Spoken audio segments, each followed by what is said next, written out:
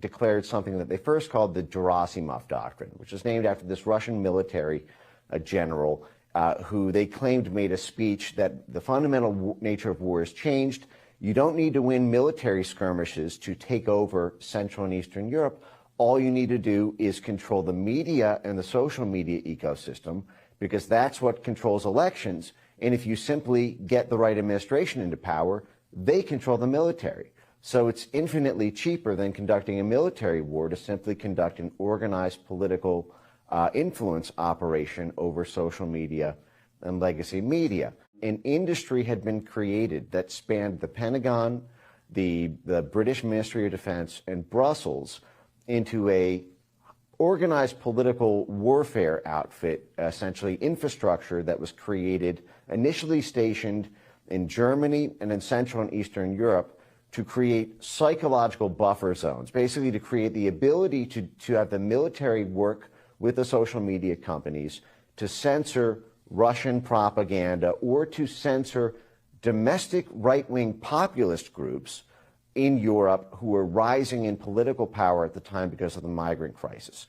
So you had the systematic targeting by our State Department, by our IC, by the Pentagon, of groups like Germany's AfD, the Alternative for Deutschland there, and for groups in Estonia, Latvia, Lithuania. Now, when Brexit happened in 2016, that was this crisis moment where suddenly they didn't have to worry just about Central and Eastern Europe anymore. It was coming westward, this idea of Russian control over hearts and minds. And so Brexit was June 2016. The very next month at the Warsaw Conference, NATO formally amended its charter to expressly commit to hybrid warfare as this new NATO capacity. So they went from, basically 70 years of tanks to this explicit capacity building for censoring tweets if they were deemed to be Russian proxies. And again, it's not just Russian propaganda.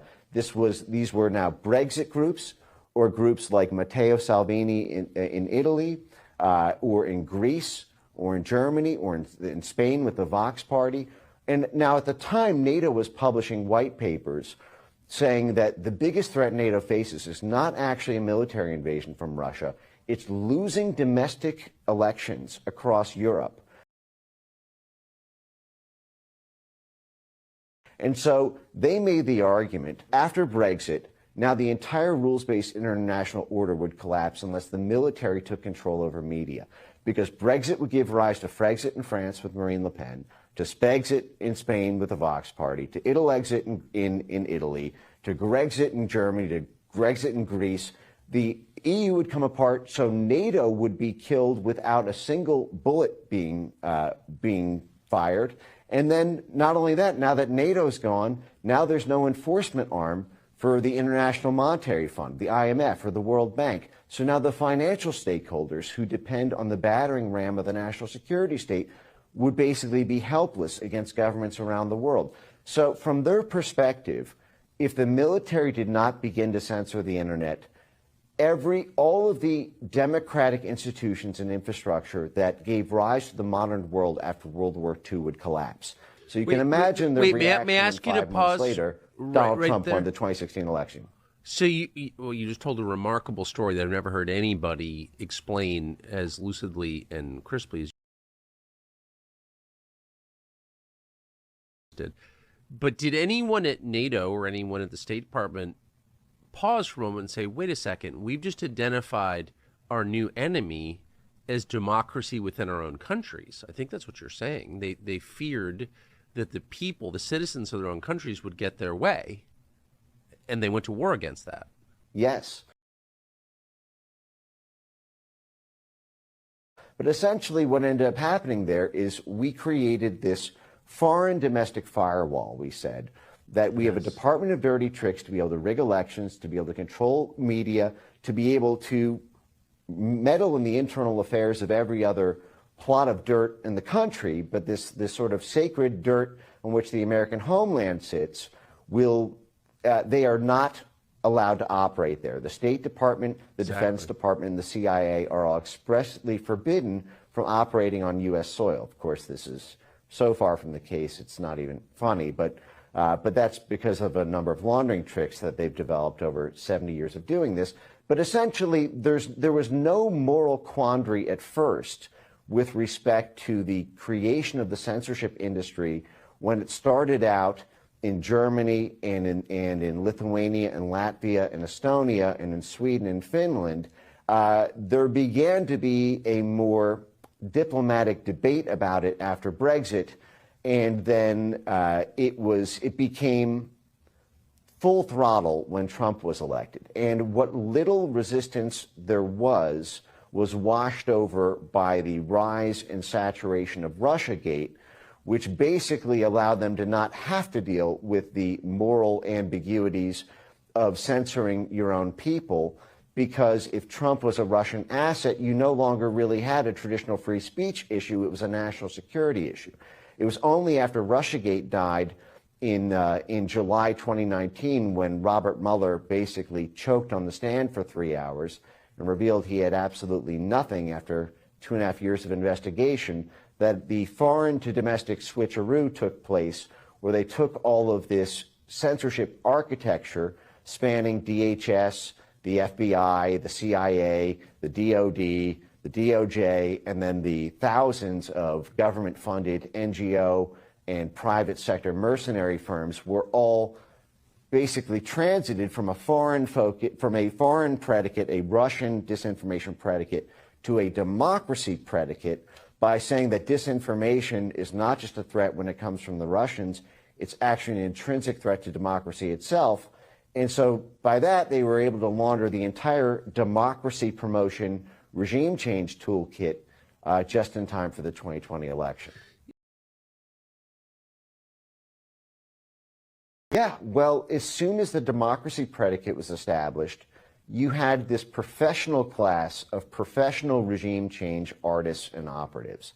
That is, the same people who argued that, you know, we need to bring democracy to Yugoslavia to get, and that's the predicate for getting rid of, you know, Milosevic or any other country around the world where we basically overthrow governments in order to preserve democracy. Well, if the democracy threat is homegrown now, then that becomes, then suddenly these people all have new jobs moving on the U.S. side, and I can go through a million examples of that. But from their perspective, they just weren't ready for the internet. 2016 was really the first time that social media had reached such maturity that it began to eclipse legacy media. I mean, this was a long time coming, I think, folks. But over the course of being, so initially even these dissident voices within the U.S., even though they may have been loud in moments, they never reached 30 million followers. They never reached, a billion impressions a year type thing. As a uncensored, mature ecosystem allowed citizen journalists and independent voices to be able to outcompete legacy news media, this induced a massive crisis both in our military and in our State Department and intelligence services. What happens, he posed the question, what happens to the U.S. military, what happens to the national security state when the New York Times is reduced to a medium-sized Facebook page? And he posed this thought experiment as an example of we've had these gatekeepers, we've had these bumper cars on democracy in the form of a century-old relationship with legacy media institutions. I mean, our mainstream media is not in any shape or form, even from its outset, independent from the national security state, from the State Department, from the War Department. You had the initial, all of the initial broadcast news companies, NBC, ABC, and CBS, were all created by Office of War Information veterans from the War Department's effort in World War II. And one of the things they did is they created a new technology, which is it's called natural language processing. It is a artificial intelligence, machine learning ability to create meaning out of words in order to map everything that everyone says on the internet and create this vast topography of how communities are organized online, who the major influences are, what they're talking about, what narratives are emerging or trending, and to be able to create this sort of network graph in order to know who to target and how information moves through an ecosystem. Tens of thousands of posts per day, and the safe haven around that was if they deployed artificial intelligence-based censorship technologies, which had been, again, created by DARPA to take on ISIS, to be able to scan and ban speech automatically. And this gave, I call these weapons of mass deletion. These are essentially the ability to censor tens of millions of posts with just a few lines of code. And the way this is done is by aggregating. Basically, the field of censorship science fuses together two disparate groups of study, if you will. There's the sort of, to be able to have a constant world heat map of what everybody was saying about COVID, and whenever something started to trend that was bad for what the Pentagon wanted or was bad for what Tony Fauci wanted, they were able to take down tens of millions of posts. They did this in the 2020 election with mail-in ballots.